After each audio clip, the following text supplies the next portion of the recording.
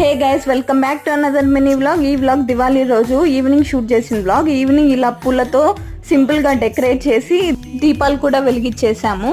చాలా మందికి దీపావళి రోజు ఈవినింగ్ నోములు అనేవి ఉంటాయి కదా, లక్ష్మీదేవి నోములు.